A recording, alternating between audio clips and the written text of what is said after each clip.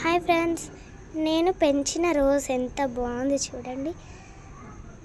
ఈ రోజ్ నేను ఈ చెట్టు మొత్తం కొన్నాను. అగోండి, ఈ చెట్టు కొన్నాను నేను. అందుకే దానికి ముందే ఇక్కడ సైడ్ ఒక పువ్వు అయ్యింది. ఆ పువ్వు నేను పెట్టేసుకుపోయాను స్కూల్కి. మళ్ళీ ఒక పువ్వు అయ్యింది. చూడండి ఎంత బాగా అయిందో. పైగా దీంతో పాటు ఇది అవుతుంది ఫ్రెండ్స్. చాలా బాగుంది కదా, చూడండి మీరే. ఇంతవరకు నా చెట్టు అగోండి.